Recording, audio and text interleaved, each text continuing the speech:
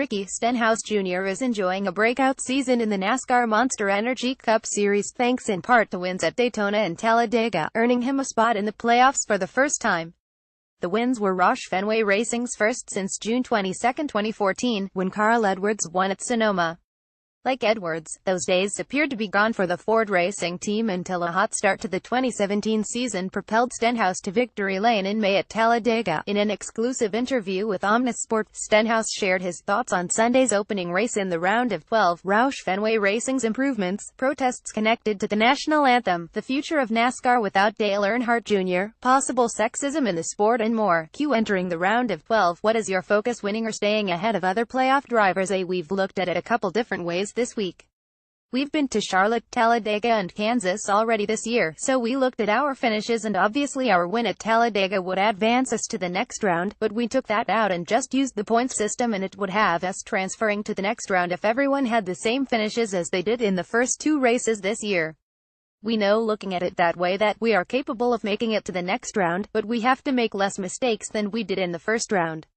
That was mainly on me. I made a lot of mistakes at Chicago that cost us 8 or 9 spots at least, making the standings a lot more tight going into Dover. The points reset. We are 8th in the standings right now, so technically we don't have to gain any points, we just need to stay where we are. We haven't brought our best cars to the track the last few weeks. We've changed a lot for this weekend at Charlotte and try to get better as fast as we can. Of the remaining races in the playoffs, which track are you looking forward to the most? At Talladega. We've won there earlier this year.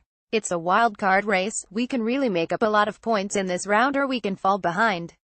It's one of those racetracks that you never know what's going to happen, but I think that's a big turning point in this round. I'm looking forward to it, and I think if we can have a good race there we can set ourselves up to transfer to the third round of the playoffs. That would be huge for our season to make it to the third round.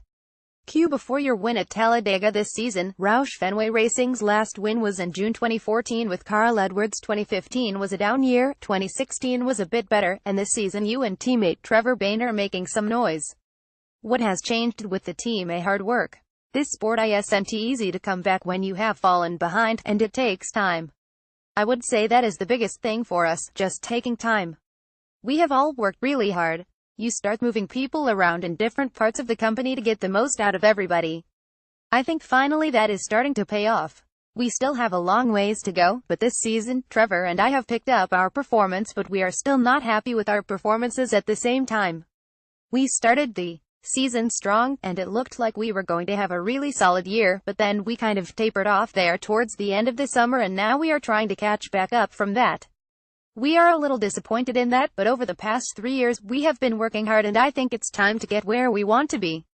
If a NASCAR driver ever protested during the national anthem before a race, how do you think the fans and NASCAR community would respond? I think the fans would really react similarly to NFL fans. I think our fans and NFL fans are very passionate about our country and our men and women who fight for our freedom to free speech and free protest for that matter. I think there are a lot of fans that would think it is disrespectful to do it during the national anthem, but at the same time I feel it is their right to protest and do what they want. It's really an opinion as I see it. They do have the freedom to protest. I don't see any NASCAR employees, drivers, pit crew members, or teams that will protest the flag because we really believe in our country. They have the right to protest for sure, and that's a country that we want to be in, where we have the freedom to express our opinions. Tony Stewart and Jeff Gordon already have, and now Dale Earnhardt Jr. is retiring from the sport. Where do you see NASCAR 10 years from now? Will it ever be as popular as it was in the 1990s? I sure hope so, because I was not here 15 years ago and the sport, I feel like, was really on a high. A lot of us younger drivers are the ones that are fairly new to this sport compared to the Dale Jr.'s, Jimmy Johnsons and Kevin Harvick's of the world, want to see and experience that. It is definitely going to take something a little bit different than what our sport was originally ran. It's going to take a lot of social media, doing things outside of the race car to draw attention to our sport. I think we have a lot of drivers that are doing that right now. I think the sport is in good shape with the drivers that we have, and we're willing to put ourselves out there like Ryan Blaney and I going out to do American Ninja Warrior this year. Things like that is what it is going to take to continue to grow our fan base. Just that one appearance on American Ninja Warrior, Blaney and I get hits all the time of people talking about us doing the show and how they became fans of NASCAR because of it. Denny Hamlin said he wants NASCAR drivers and crew members to have higher salaries from a redistribution of TV revenue. Do other drivers share this opinion? Would a real drivers union possibly help? I'm not real sure about the drivers union. I haven't looked too much into the NFL players union or the NBA's. I've never seen how that is ran and handled. Drivers' salaries are all over the board and none of our drivers would complain about making a bigger salary. Our salaries aren't near what they were 8 years ago. Is the money in this sport isn't where it was? Some teams definitely struggle finding sponsorship to keep cars out on the racetrack. I do agree with most things Denny said. It's definitely a tough business, but our owners work really hard with NASCAR to try to make it work for everybody. I'm not in the Drivers' Council, so I'm not in a lot of those meetings. I kind of get the Cliff's Notes version of what was discussed. If you had been in Ryan Newman's shoes Sunday at Dover, racing for your playoff life, and Jeff Gordon made a comment about costing his buddy Chase Elliott a shot at his first win, would you have reacted in the same way? Yeah, for sure. I saw video of them later in the garage, and it looked like Ryan Newman got to explain his situation and it looked like maybe Jeff Gordon was a little bit more understanding. If I am the number 24 team, I am pretty upset if a driver didn't get out of the way, but also you are the leader, you are a lot faster than that car. I would have just said go around me, because here is the scenario that Newman was in. I was a lap down and was trying to stay on the lead lap. If the caution comes out and Newman stays on the lead lap, he can come in and take tires and maybe can advance on a restart, pass a couple cars and gain those points he needed to move on to the round of 12. But if he was a lap down, Newman would not be able to pass 4 cars and gain more points on myself. So if I was Ryan, I would have definitely raced as hard as I could and probably would have tried to block the leader. That was all about his season right there. If the caution would have came out and had have stayed on the lead lap, everyone would have been talking about how smart he was and how hard he was driving. Cam Newton got in some hot water for commenting that it was funny to hear a football question from a female reporter. How do drivers perceive female reporters in NASCAR's male-dominated sport? I think we have a lot of great reporters in our media center and a lot of female reporters and personalities on TV that do a phenomenal job for our sport. To me, some of them are more passionate than the male reporters. The only thing that I care about for a media person is the dedication to our sport and the love for our sport and continue to see it grow. There are a ton of women around our sport with so much knowledge on it that it's all they ever wanted to do. It's no different than any other sport. I think to downplay a woman's role in sports is not a good idea because a lot of women love sport, whether they watch it, report on it or work on a team.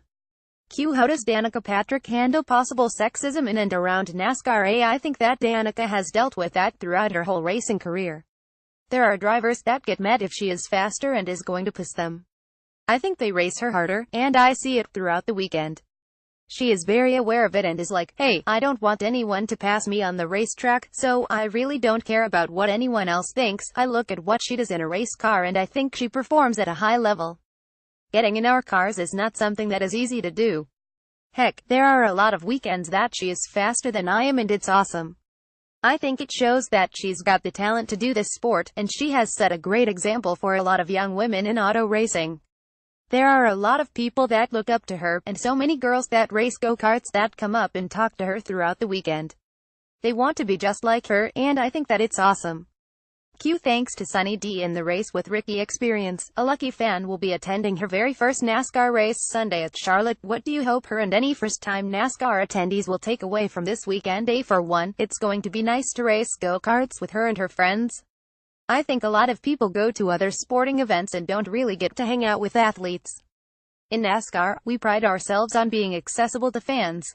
A lot of our fans who don't come to our races, they don't get to see how accessible we are throughout the weekend. That would be one takeaway that I hope new fans take away from this weekend, but also the intensity that we have with our playoffs.